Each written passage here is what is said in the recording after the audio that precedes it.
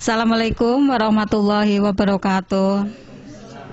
Terima kasih waktunya.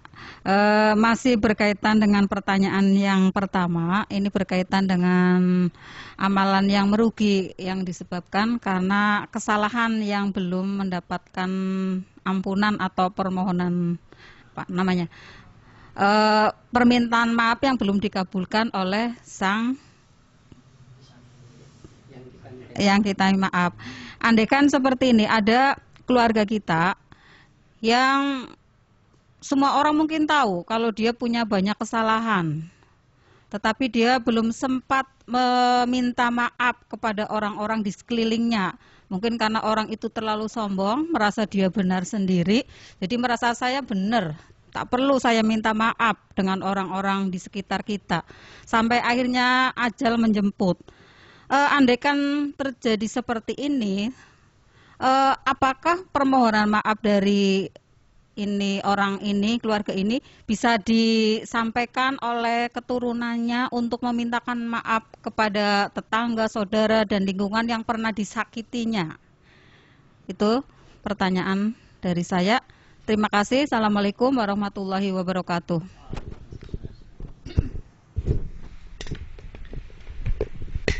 Terima kasih atas pertanyaannya, pertanyaan yang bagus sekali. Jadi inilah kewajiban anak kepada orang tua. Di antaranya adalah inna abiral bir ahlawud ta'bihi. Kebaikan yang terbaik adalah engkau datangi teman bapak kita, teman ibu kita. Nah, mengapa kita disuruh mendatangi teman bapak dan ibu kita? Karena sewaktu-waktu ada sesuatu yang mungkin punya masalah. Di antaranya adalah punya salah, punya hutang dan sebagainya. Kita tidak ingin punya orang tua yang di alam kuburnya terlalu panas. Jadi selama hutang itu belum terselesaikan, di alam kubur merasa panas. Walaupun dia sholatnya hebat, puasanya hebat, zakatnya hebat. Maka termasuk hutang itu ya ketika dia punya salah belum minta maaf. Nah, maka sebagai kewajiban anak, seperti tadi punya hutang, berarti yang menyelesaikan adalah anaknya. Tentu kesalahan-kesalahan ini tidak bisa 100% karena kita nggak tahu. Maka penting sekali ketika kita mendatangi teman bapak, teman ibu, atau saudara bapak, saudara ibu. Jadi dibolehkan, mungkin karena orang itu belum sempat minta maaf, dia ikhtiar saja.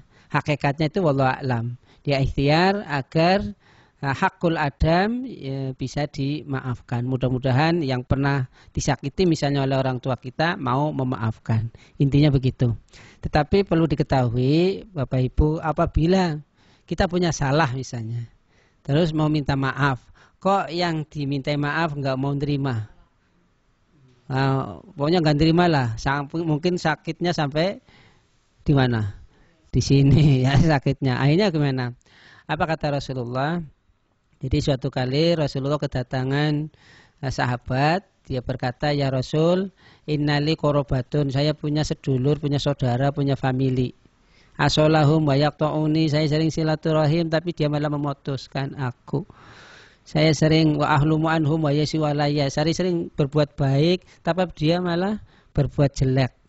Apa kata Rasulullah? La in kunta kama qulta tasafumul mal la yazalu ma'aka minallahi dhahirun ma dumta ala dzalik.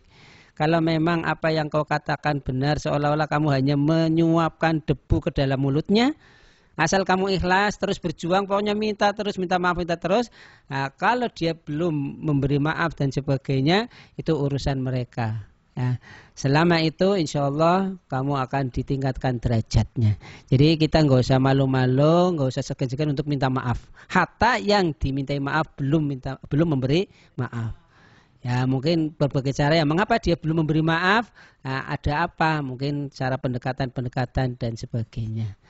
Jadi ketika kita misalnya membawa oleh-oleh kepada orang yang kita mungkin pernah disakiti, nggak apa-apa, karena itu untuk menjadikan lembut, ya lembut. Salinglah beri hadiah, insya Allah akan menjadikan kelembutan. Demikian jawaban. Selanjutnya dari Pak Halimi, dipersilakan.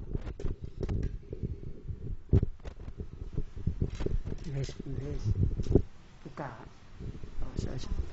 Assalamualaikum warahmatullahi wabarakatuh. Terima kasih Pak Ustadz. Ini mungkin udah beberapa pertanyaan. Saya bukan menyimpang, tapi masih ada kaitan dengan masalah surga. Sering dengar bahwa surga itu ada di bawah telapak kaki ibu. Benarkah hal tersebut bahwa surga itu ada di bawah telapak kaki ibu? Mohon penjelasannya. Terima kasih. Assalamualaikum warahmatullahi wabarakatuh. Terima kasih Pak Halimi. Ya, kita sering dengar ya, al jannatu tahta aqdamil ummahat, itu ya. Surga itu terletak di bawah telapak kaki ibu. Bapak Ibu saudara-saudara yang saya hormati, ada satu sahabat itu dianggap sebagai keluarga di langit. Jadi para malaikat itu sudah menganggapnya keluarga. Masya Allah ya. Jadi KTP-nya sudah di langit. Ini sudah jaminan masuk surga. Namanya siapa? Namanya Uwais Al-Qarni. Ya, Uwais Al-Qarni ini, Masya Allah. Jadi Uwais Al-Qarni itu sampai-sampai Rasulullah nyampaikan di depan sahabat Umar kayak apa ya. Kalau kamu pengen doanya makbul, minta didoakan sama Uwais Al-Qarni. Nah, Masya Allah, ternyata ini ceritanya panjang, saya singkat saja. Uwais Al-Qarni itu bakti sama ibu luar biasa. Ketika ibunya pengen ibadah haji, dia bersungguh-sungguh, akhirnya latihan untuk gendong ibunya, dia beli anak sapi yang kurang lebih 1 tahun dia bolak-balik dari bawah ke atas. Setelah selesai, dia dari Yaman ke Mekah kira-kira 1000 kilo. 1000 kilo digendong itu ibunya. Pernah nggak kita gendong ibu? Paling dari kamar mandi ke kamar aja kadang-kadang ya. Ini Masya Allah 1000 kilometer. Tapi nggak mengeluh, naik turun panas kehujanan. Dan ketika dia tawaf 7 kali selesai, ya tawaf itu artinya bergerak. Kemudian di Hajar Aswad, kemudian sholat, doanya cuma satu. Ya Allah, ini sambil digendong ya ibunya digendong, dia berdoa, ya Allah ampunilah dosa ibuku. Sampai ibunya nangis dengerin kan, kenapa doanya cuma itu Bu? Kalau doa saya makbul, ibu dosa-dosanya diampuni, mesti ibu masuk surga. Masa sih ibu tega kalau ibu masuk surga saya di neraka? Nah, jadi kan ada hadis ridhollah fi ridhol walidain. Ya, ridhonya Allah tergantung ridhonya kedua orang tua. Nah, tentang surga di bawah telapak kaki ibu itu adalah makna, kalau makna kiasan ya. Orang sih kadang-kadang nyari telapak ibu langsung diciumin itu ya. Nah, itu. Sampai kadang-kadang ada upacara harus begitu, padahal nggak pernah bakti sama ibunya. Jadi itu intinya mudah-mudahan kita termasuk orang yang demikian ya, bisa dikumpulkan oleh Allah bersama Uwais Al-Qarni. Baik, itu sebagai jawabannya. Yang terakhir kepada Bu Susun Herawati, dipersilakan.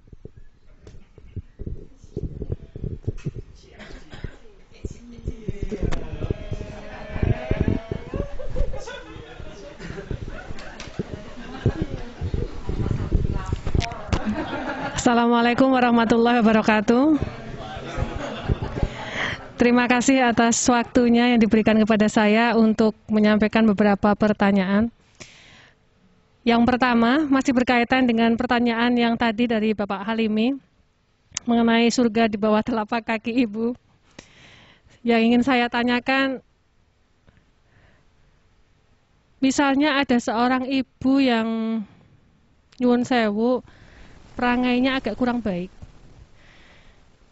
sifat-sifatnya agak kurang baik, misalnya mudah marah, misalnya sering salah paham, ataupun sifat-sifat yang kurang baik lainnya.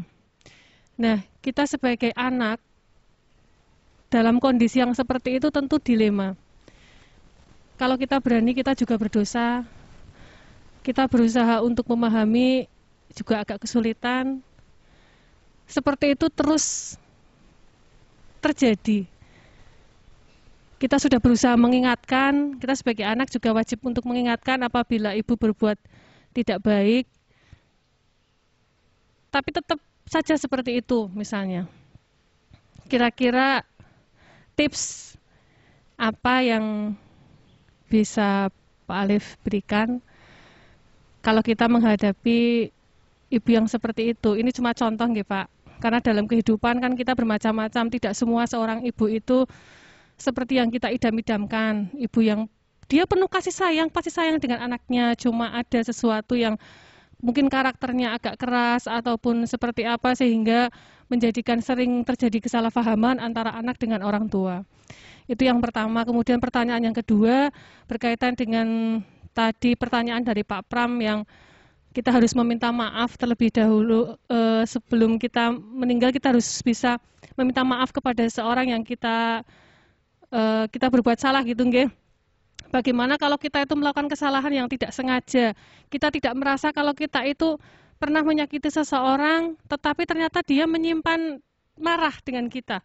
Kadang kita kan berkata, bertingkah laku, kadang misalnya kita guyon maksudnya, tetapi ternyata itu menyakiti seseorang sangat dalam dan dia menyimpan dendam itu marah lama. Dan kita tidak tahu kalau kita ternyata dia itu ternyata marah dengan kita, karena di hadapan kita dia baik-baik saja. Ternyata dia menyimpan marah itu. Nah, kita kan tidak bisa meminta maaf, walaupun ya memang sebagai manusia kita harus selalu hati-hati dalam berkata, nggih, dalam bertindak agar kita tidak menyakiti orang lain. Tapi mungkin kita tidak sengaja telah menyakiti seseorang dan kita belum meminta maaf.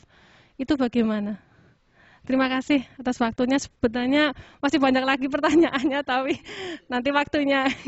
Terima kasih. Assalamualaikum warahmatullahi wabarakatuh.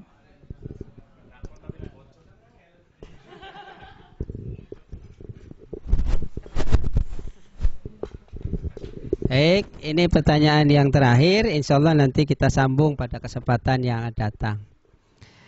Ketika seorang ibu mungkin menurut anak kurang baik, itulah ujian bagi anak. Sebab ibu itu separuh surga sudah ada. Bagi yang ibunya sudah nggak ada, separuhnya udah hilang. Nah, maka hari ini kalau kita masih punya orang tua, apapun yang terjadi itu raih itu.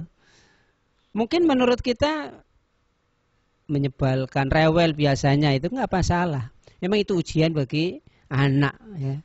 Jadi teruslah berusaha dan tentu memohon kepada Allah.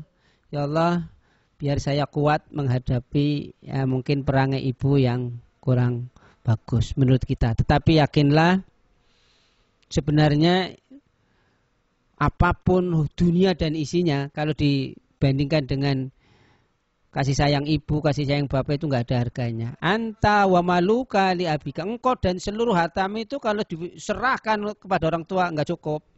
Nggak cukup.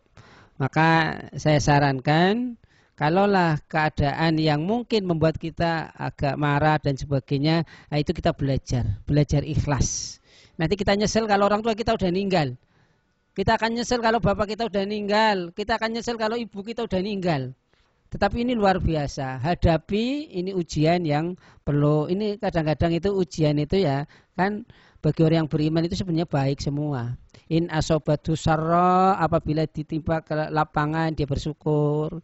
Bersyukur saya punya orang tua ya yang misalnya penyayang. Tapi in asobatu darra fasobar. Apabila kita punya orang tua yang mungkin menurut kita itu kurang bagus, tapi ini kita bagus juga karena bisa untuk latihan sabar. Ya, sabar. Jadi yakinlah ini ujian yang luar biasa. Nah, tetaplah kita berbakti pada orang tua. Jangan sampai kita menyakiti hatinya orang tua. Habis semua amalan kita. Jadi walaupun sakitnya kayak apa, jangan sampai kita berkata yang menyakitkan. Wala taqul lahuma uffin, kan? Al-Qur'annya janganlah kamu mengatakan dan sebagainya. Segeralah minta maaf kalau sekarang ibu kita ada. Nah, minta maaf karena itu yang terbaik ya, mumpung masih ada, masih hidup. Nah, jadi itulah, jadi kesimpulannya apapun yang terjadi pada diri ibu semuanya baik. Ya, semuanya baik ya. Kemudian yang kedua tentang permohonan maaf ya. Maaf, tetapi sekali lagi tentang permohonan maaf ini penting sekali karena akan menguatkan bagi seseorang dalam keimanan. Penyakit hati itu banyak Ya, di antaranya ketika orang dendam dan sebagainya, maka saya sarankan hazluhun najadun. Kalau kita bercanda itu hati-hati, sebab main-mainnya itu bisa jadi kenyataan. Ya wajar lah wong namanya. Rasulullah sering bercanda juga, tapi candanya jangan sampai berlebihan. Nah, ketika kita niatnya canda, kok dia itu sakit, maka mungkin bisa dilihat dari apa ya, perangainya. Nah, ketika sudah lain, udah terus terang kenapa sih kok sekarang diam? Mungkin dia sakit. Biasanya kan ada face-nya dan sebagainya. Tetap ya. Oh, iya.